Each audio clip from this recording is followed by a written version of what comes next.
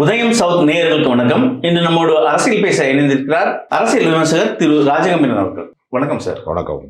NDA கூட்டணி பிரியக்கூடாது, அரசியல் களத்துல நிக்கணும், எதிர்கட்சிக்கு நம்ம வலிமையை காட்டணும் அப்படின்னு டிடிவி இன்னைக்கு அறிக்கை ஒன்று விட்டிருக்காரு. எப்படி பாக்குறீங்க? ஓபிஎஸ் அவர்கள் ஓரங்கட்டப்பட்ட பின்பு ஏற்கனவே சைலண்ட் மோடுல சசிகலா இருக்கிற போது ஓபிஎஸ் ஓரங்கட்டப்படுகிறார் போது முக்குளத்து சிங்கமாக தன்னை கருதி கொண்டிருக்கக்கூடிய டிடிவி தினகரனுக்கு உள்ளுக்குள்ள வயிற்றுக்குள்ள புளிய கரைக்குது.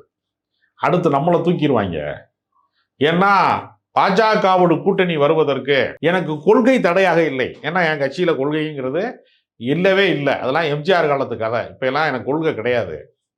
சொத்துக்களை பாதுகாக்கணும். என் மகன் மிதுன் பழனிசாமி மீது வருமான வரித்துறையினுடைய அந்த ஜிஎஸ்டியினுடைய கணக்கு இருக்கிறது. அதில் பிடிச்சி கொண்டு போய் அவரை உள்ள போற்றக்கூடாது.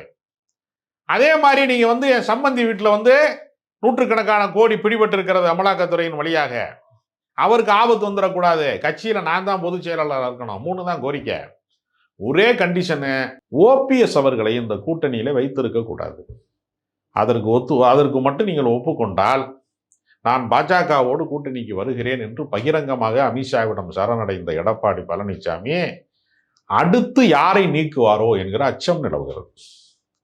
அப்ப நேரடியாக கட்சி பொறுப்புக்கு, தலைமை பொறுப்புக்கு வர வேண்டும் என்கிற உந்துதலோடு செயல்பட்டு இணை ஒருங்கிணைப்பாளராக இருந்து, தன்னோடு மல்லுக்கு நின்று இணை ஒருங்கிணைப்பாளராக இருந்து தன்னை முதன்மைப்படுத்திக் கொள்ள வந்த பன்னீர்செல்வத்தை இனிமேல் தலைமைக்கு நீ ஆசைப்படவே கூடாது. நான் பகிரங்கமாக நான் இந்த கட்சியில சரணடைகிறேன். எனக்கு எந்த பொறுப்பும் வேணாம். என்னை நம்பி இருப்பவர்களுக்கு மட்டும் ஏதாவது ஒரு பொறுப்பு உலகனா போகும் என்று சொன்னாலும் எடப்பாடி பழனிசாமி பிறரை நம்புவது அல்ல, தன்னையே நம்பாதவர். எங்க தன்னுடைய நாற்காலியை நகர்த்தி கொண்டு போய் விடுவார்களோ, தன் பொதுச் செயலாளர் பதவியை யாராவது தூக்கிட்டு போயிடுவாங்களோ என்கிற அச்சத்திலேயே அவர் உறங்கும் போதே காலை ஆட்டிக்கிட்டு தூங்குற ஒரு கேரக்டர் அவர். அதனால அடுத்து கூட்டணியிலே டிடிவி தினகரன் இருக்கக்கூடாது, அவரை தூக்கி அப்புறப்படுத்துங்க என்று சொல்லிவிடக்கூடிய அபாயம் தினகரனுக்கு இருக்கிறது. ஏன்னா தினகரன் கட்சி தொடங்கும் போது ஒரு ராட்சச பலூன் ஆகாயத்தில் பறப்பது போல பிரம்மாண்டமாக தெரிந்தது. இப்ப ஊசி குத்துன பட்டாசு மாதிரி, அது ஊசி குத்துன பலூன் மாதிரி அது உடைந்து நிற்கிறது. அவருக்கு பின்னால் இருக்கக்கூடிய ஆதரவாளர்களின் எண்ணிக்கை படிப்படியாக குறைந்து கொண்டே இருக்கிறது. அவருக்கும் வழக்கின் மீதான அச்சம்தான். எனவே என்ன செய்யறதுன்னு தெரியல. ஒட்டுமொத்த பாஜக, அதாவது ஒட்டுமொத்த அதிமுகவும் பாஜகவின் கால்களிலே படுத்து கிடக்கிறது. என்ன செய்யறதுன்னு தெரியல. திமுக தான் மீண்டும் ஆட்சிக்கு வரப்போற சூழல் இருக்கிறது. ஏனென்றால் அதிமுக வலிமையாக இல்லை, ஓர் அணியிலே இல்லை என்கிற நிலைமை நீடிக்கிற காரணத்தினால டிடிவி தினகரனுக்கு அரசியலிலே இனி எதிர்காலம் இருக்காது என்கிற அச்சத்தின் காரணமாக இப்படி ஒரு அறிக்கையை எடப்பாடியோட ஸ்டேட்மெண்ட் பார்த்தா ஒரு விசித்திரமா இருக்கு. அதாவது அதிமுக கூட்டணி வலிமையா இருக்கு, அதிமுக கூட்டணியில பாஜக இருக்கு, பாஜக கூட்டணியில டிடிவி இருக்காரு அப்படின்னு ஒரு குறிப்பா சொல்றாரு. இது எப்படி எடுத்துக்குது? அதாவது அதிமுகவுல கூட்டணி டிடிவி இல்லை அப்படின்ற ஒரு கல்யாண வீட்டில் நம்மளை வான்னு கூப்பிட மாட்டேங்கிறாங்க என்பதற்காக பல பேர் கல்யாண வீட்டுக்கு போகாமல் இருப்பான். சாவு வீட்டுக்கு கூப்பிடாமலே போயிடுவான். ஏன்னா அங்கே உறவு முறைக்கு ஒன்றும் வேலை கிடையாது. போய் ஓரமாவது நின்றுட்டு வந்துடுவான். பகையாளி மரணமாக இருந்தால் கூட ஓரமாக போய் நின்றுட்டு வந்துடுவான். தேர்தல் காலங்களிலே கூட்டணி வைத்துக் கொள்வது என்பது ஒரு கல்யாண வீடு மாதிரி ஒரு திருவிழா கோலம் காண வேண்டிய இடம். ஒருத்தர் அன்போடு உபசரிக்கிற இடம், ஒருத்தர் அரவணைக்கிற இடம். டிடிவி தினகரனுக்கு வாக்களியுங்கள், அவரை வெற்றி பெற செய்யுங்கள் அப்படின்னு எடப்பாடி பழனிசாமி எங்காவது தொகுதியில போய் தஞ்சாவூர் பக்கம் போய் பேசுவாரா, மன்னார்குடி பக்கம் போய் பேசுவாரான்னா அந்த பக்கமே நான் போக மாட்டேன் அப்படின்னு இவர் சொல்றாரு. சரி, எடப்பாடி பழனிசாமியினுடைய வெற்றியை உறுதி செய்யுங்கள், அவருக்கு இரட்டை இலையிலே வாக்களியுங்கள்னு டிடிவி தினகரன் போய் அங்கே பேசுவாரா? கொங்கு மண்டலத்தில் போய் பேசுவாரா? பேசுறதுக்கு அவருக்கு மனம் இல்லை. 2 பேரும் நாசமா போகணும்னு மூன்றாவதா இருக்கக்கூடிய சக்திகளும் விரும்புறாங்க. அப்ப அதிமுக 4ஆக இருக்கிறது. நான் தான் அதிமுக என்று எடப்பாடி பழனிசாமி தன்னை தானே சொல்லிக் கொள்ளலாம். தொண்டர்கள் ஓரிடத்தில் இருப்பார்களா? கட்சியினுடைய நிர்வாகத்தை நீங்கள் பொதுக்குழுவை கூட்டலாம், செயற்குழுவை கூட்டலாம், சட்டமன்ற உறுப்பினர்கள் என்னிடத்திலே இருக்கிறார்கள் என்று தேர்தல் ஆணையத்திலே கணக்கு காட்டலாம். ஒரு கட்சியினுடைய கோடிக்கணக்கான லட்சக்கணக்கான வாக்காளர்களா இருக்கிறவன், தொண்டர்களா இருக்கிறவன் அத்தனை பேருமே ஒரு அணியிலே இருப்பார்களா? ஓபிஎஸ்க்கு ஆதரவாளர்கள் இல்லை என்று சொன்னால் எப்படி ராமநாதபுரம் நாடாளுமன்ற தொகுதியிலே போய் அவர் நிற்கிற போது தோற்று போனால் கூட 3,42,000 வாக்குகளை அவர் பெற முடிந்தது. அதற்கு முன்பு அதே தொகுதியில அதே நவாஸ் கனிட்ட போய் பாஜகவினுடைய இன்றைய மாநில தலைவராக இருக்கக்கூடிய நயினார் நாகேந்திரன் நாடாளுமன்ற தேர்தலில் நிற்கிற போது இந்த அளவுக்கு வாக்குகளை அவரால் பெற முடியவில்லையே. இதை விட 1,00,000 வாக்குகள் கம்மியாக தானே அவர் பெற்றாரு. அப்ப அவர் அதே சமுதாயத்தை சேர்ந்தவர் தானே, ஜாதி ஓட்டு அவருக்கு வரலையே, என்ன காரணம்? அப்ப எல்லா தொகுதிகளிலேயுமே ஒரு நாடாளுமன்ற தொகுதியில கூட கடந்த முறை அவர்கள் வெற்றி பெறாததற்கு என்ன காரணம்னா, ஒவ்வொரு தொகுதியிலையுமே 5,000 ஓட்டு 10,000 ஓட்டு அங்கங்க இவருடைய சமூக வாக்கு வங்கிகள் இவருடைய ஆதரவாளர்கள் என்று சொல்லக்கூடியவர்கள் ஓட்டு போடாம விட்டுட்டாங்க ஏடிஎம்கே.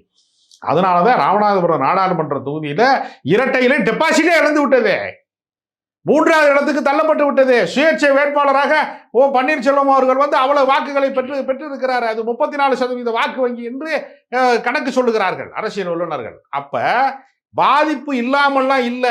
சென்ற முறை நடந்த சட்டப்பேரவை தேர்தலிலே திமுகவிற்கும் அதிமுகவிற்கும் இடைப்பட்ட வாக்கு வங்கியினுடைய வித்தியாசம் என்பது வெறும் 3%. அந்த 3% எவ்வளவு வாக்குகள் என்று அந்த வாக்குகளை எண்ணி பார்த்தா வெறும் 15 லட்சம் வாக்காளர்கள் தான், 15 லட்சம் ஓட்டுகள் தான் திமுகவை ஜெயிக்க வைத்திருக்கிறது. அதிமுகவுக்கு ஒரு 15 லட்சம் வாக்குகள் குறைந்திருக்கிறது. அப்ப ஓபிஎஸ் பின்னாடி இருக்கக்கூடிய ஆதரவாளர்கள், டிடிவி பின்னாடி இருக்கக்கூடிய ஆதரவாளர்கள் அல்லது முக்குளத்தோர் சமூகம் என்று சொல்லக்கூடிய வாக்கு வங்கியிலே ஒரு 15 லட்சம் வாக்குகள் கூட குறையாதா? அதை கழித்து விட்டு நீங்கள் பார்த்தால் நிச்சயமாக உங்களுக்கு மீண்டும் அதிமுக ஒரு பெரிய பின்னடைவை தான் சந்திக்க போகிறது. எடப்பாடி பழனிசாமினால இப்போது வகித்துக் கொண்டிருக்கக்கூடிய எதிர்க்கட்சி தலைவரினுடைய பொறுப்பை கூட மீண்டும் பெற முடியுமா என்று தெரியல. ஒரு வலிமையானவர் ஓபிஎஸ் அவர்கள் அதிமுகவில் இரண்டாவது கட்ட ஒரு தலைவராகவும் கிட்டத்தட்ட அதிமுக பொதுச் செயலரும் அம்மாவோட விசுவாசம் இருந்தவர் ஓபிஎஸ் அவர்கள். இன்னைக்கு என்டிஏ கூட்டணியிலிருந்து வெளியே வந்திருக்காரு. இதை விட்டு டிடிவியும் வெளியே வர வாய்ப்புகள் இருக்கா? ஏற்கனவே ஓபிஎஸ் அவர்கள் வெளியே தலைவர் திமுக தலைவரை சந்திச்சு பேசியிருக்காரு. என்ன மாற்றங்கள் இருக்கு அரசியல்ல? டிடிவி பாஜகவுக்கு ஒரு எச்சரிக்கை கொடுக்கிறாரா? அதாவது டிடிவி தினகரன் வெளியில வருவதற்கு அவருக்கு வழக்கு ஒத்துழைக்குமான்னு தெரியல ஒரு பக்கம். இன்னொரு பக்கம் அதை மீறி வழக்கை சந்திக்கலாம் என்று அவர் தைரியமாக முடிவெடுத்தால் கூட, வெளியில வந்துட்டா கூட, தமிழ்நாட்டிலே மாற்று கூட்டணி ஒன்று உருவாகவே இல்லையே. ஒரு மக்கள் நல கூட்டணி உருவானதை போலவோ, ஒரு மாற்று சக்திகள் எல்லாம் ஒரு அணியாக திரண்டதை போலவோ அப்படி எதுவுமே உருவாகலையே. விஜய் வீட்டுக்குள்ள ஏற்கனவே குத்த வச்ச பொண்ணு, சமஞ்ச பொண்ணு தாய்மாமன் குச்சி கட்டுனது மாதிரி அவர் உட்கார்ந்தே இருக்காரு பனையூர். அவர் கள அரசியலுக்கு வருவது கிடையாது. மாசத்துக்கு ஒரு நாள் மட்டும் இந்த ஈவென்ட் மேனேஜ்மெண்ட் ப்ரோக்ராம் மாதிரி ஒரு நாள் வெளியில வர்றாரே தவிர, தொடர்ச்சியான எந்த நிகழ்வுகளும் எந்த பிரச்சனைகளுக்கும் மக்கள் மன்றத்திற்கு நேரடியாக களத்திலே வரக்கூடிய ஒரு சூழலை இன்னும் விஜய் களத்திலே இறங்கவே இல்லை. அப்படி ஒரு சூழல் அவர் கனியவே இல்லை, அது வரவே இல்லை. அப்ப டிடிவி தினகரன் யாரை நம்பி வெளியில வருவாரு? ஒரு மாற்றணியை உருவாக்குகிறார்கள் என்று சொன்னால் வரலாம். தனித்து போட்டியிட்டால் தோல்வி உறுதி என்பது மட்டுமல்ல, வேட்பாளரே எவனும் வரமாட்டான். போட்டியிடுவதற்கு வேட்பாளர் கூட வரமாட்டார். அதனால என்டிஏ விட்டால் வேறு கதி இல்லை, தன்னை என்டிஏ விட்டு தூக்கி விடுவார்களோ என்கிற அச்சத்தில் டிடிவி தினகரன் இதை பேசி வருகிறார். எனவே ஓபிஎஸ் ஒரு அணியை உருவாக்கி டிடிவியை இணைத்தால் தான் உண்டு. ஓபிஎஸ்க்கு அப்படி ஒரு திட்டம் இருப்பதாக அவர்களுடைய ஆதரவாளர்கள் சொல்லிக் கொண்டிருக்கிறார்கள். என்ன காரணம்னா, எப்படியும் எடப்பாடி பழனிசாமி இந்த தேர்தலிலே படுதோல்வி அடைந்து விடுவார். அதிமுக தேராது என்கிற நிலைமை வந்த பின்பு தொண்டர்களுக்கு மத்தியிலே ஒரு பெரிய சலசலப்பு உருவாகும். அப்ப கட்சியை காப்பாற்ற வேண்டும் என்று நினைக்கிறவர்கள் என்ன செய்வார்கள் என்றால், எடப்பாடியின் தலைமையால் தான் நாம் தோற்றோம், ஏற்கனவே 10 தோல்வி பழனிசாமி 11வது முறை தோற்றுவிட்டார் என்று பயந்து கொண்டு அவரை அப்புறப்படுத்த வேண்டும் என்று தொண்டர்கள் விரும்பினால் ஒரு மாற்று தலைமை அன்றைக்கு தேவைப்படும். அந்த மாற்று தலைமையாக ஓபிஎஸ் தான் வர முடியும் என்று ஓபிஎஸ்ஸின் ஆதரவாளர் கருதுகிறார்கள். எனவே ஓபிஎஸ் ஒரு தனித்த அணியை உருவாக்கி ஒரு மாநாட்டை போட்டு அல்லது மக்களை சந்தித்து ஏதோ ஒரு வகையில ஒரு அணியை உருவாக்கினால் மட்டும்தான் டிடிவி தினகரன் அதிலே பங்கேற்க முடியும். விஜய் போன்றவர்கள் அதிலே பங்கேற்றார்கள் என்றால் அது வலிமை பெறுவதற்கும் வாய்ப்பு இருக்கிறது. மற்றபடி இப்போது இருக்கிற நிலைமை நீடித்தால் திமுக மீண்டும் வெற்றி பெறும், அதிமுக பல மடங்கு பின்னடைவு செல்லும். திமுக வெற்றி பெறும் இந்த வார்த்தை சமயம், அதாவது 2 நாட்களுக்கு முன்னாடி நயினார் நாகேந்திரன் இபிஎஸ்க்கு ஒரு விருந்து வச்சார். அங்க அந்த விருந்துல என்ன சொல்றாங்கன்னா, திமுக கூட்டணி ஒரு செயற்கை, அதாவது ஒரு பிம்பமா காட்டுறாங்க அப்படின்னு ஒரு குறிப்பிட்டார். அந்த விருந்தும் ஓபிஎஸ் என்டிஏ கூட்டணியிலிருந்து வெளியே வந்ததுனால தான் அந்த இபிஎஸ்க்கு விருந்தே கொடுக்கப்பட்டதுன்னு பார்க்குறாங்க. எப்படி பார்க்குறீங்க? இல்லை, அதாவது ஓபிஎஸ் அவர்கள் அண்ணாமலையினுடைய ஆதரவு நிலைப்பாட்டுக்கு இருக்கிறவர். அண்ணாமலையை ஒழித்து கட்டி தான் நயினார் நாகேந்திரன் மாநில தலைவராக வந்திருக்கிறார். எனவே ஓபிஎஸ்ஐ ஒழித்து கட்டுவதைத்தான் தன்னுடைய வாழ்நாள் பணியாக எடப்பாடி பழனிசாமி செய்து கொண்டிருக்கிறார்.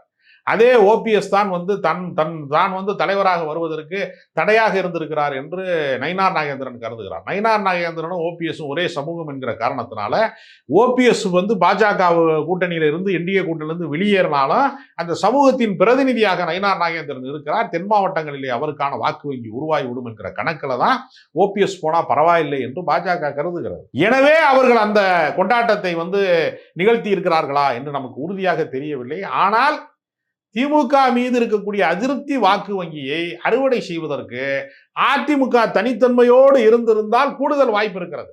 ஏற்கனவே தமிழ்நாட்டு மக்களுக்கு பல துரோகங்களை செய்த, பல நலத்திட்டங்களுக்கு வந்து நிதியை வழங்காமல் இருக்கிற, கல்வி நிதி வழங்காமல் இருக்கிற, தமிழ்நாட்டு மக்களினுடைய வாழ்வாதாரங்களோடு விளையாடி கொண்டிருக்கக்கூடிய பாஜகவோடு கூட்டணி வைத்ததன் மூலமாக அதிமுகவுக்கு ஒரு பின்னடைவு காத்திருக்கிறது. அந்த பின்னடைவு கணக்குப்படி பார்க்கிற போது நயினார் நாகேந்திரன் வந்து சூழ்ச்சி செய்தாலும் சரி, அல்லது பெரிய வலையை விரித்தாலும் சரி, எடப்பாடி பழனிசாமியை காப்பாற்ற முடியாது என்பதுதான் கலைதான். திமுக கூட்டணி விமர்சிச்சிருக்காங்க, அது வெற்றி கூட்டணி கிடையாது, அது ஒரு பிம்பமா காட்டுறாங்க அப்படின்னு. அதை எப்படி பார்க்க? அதாவது திமுக வந்து தன்னால் இயன்ற அளவு நலத்திட்டங்களை செய்திருக்கிறது. நான் முதல்வன் திட்டமாக இருக்கலாம், காலை உணவு திட்டமாக இருக்கலாம், மகளிர் உரிமை தொகையில வந்து ஒரு 1,15,00,000 பேருக்கு அவர்கள் வந்து உரிமை தொகை வழங்குகிறார்கள். அந்த 1,15,00,000 வாக்காளர்களுமே பெண்களாக இருக்கிற பட்சத்துல அந்த 1 கோடி வாக்கு வந்து அதிமுகவினுடைய கடந்த கால வாக்கு வங்கி. பெண்கள் வந்து பெரும்பாலானவர் வந்து 80% வந்து அதிமுகவினுடைய வாக்கு வங்கி. அது அப்படியே திமுகவுக்கு இடம்பெயர்ந்தாலே திமுகவினுடைய வெற்றி உறுதி செய்யப்படும். திமுகவினுடைய தேர்தல் வாக்குறுதிகளை பார்த்து காப்பி அடிச்ச மகாராஷ்டிரா தேர்தலையே பாஜக வென்றது என்று சொல்லக்கூடிய அளவுக்கு இவர்களுடைய தேர்தல் அறிக்கை வந்து மிகப்பெரிய ஒரு ரோல் மாடலா மாறி இருக்கிறது. அதனால திமுக வந்து அச்சப்பட வேண்டிய அவசியம் கிடையாது. சட்டம் ஒழுங்கு பிரச்சனை என்று வருகிற போது சில விபரீதங்கள் நடந்திருக்கிறது. இந்த ஆட்சிக்கு காவல்துறையால் சில களங்கங்கள் நடந்திருக்கிறது. அதையெல்லாம் அவர்கள் சரி கட்டி இந்த 6-7 மாதத்துக்குள்ள சட்டம் ஒழுங்கை வந்து இன்னும் சரியாக நிலைநிறுத்தக்கூடிய ஒரு வாய்ப்பை பெறுவார்கள். அப்படி பெறுகிற பட்சத்துல அதிமுக வெற்றி பெறுவதற்கான கனவை கூட காண முடியாது. பாருங்க சார், என்டிஏ கூட்டணி இன்றைய அரசியல் எப்படி போயிட்டு இருக்கு அப்படின்ற ஒரு பார்வையை மக்கள் முன் தெளிவாக படுத்துனீங்க. உங்கள் நேரத்துக்கு மிக்க நன்றி.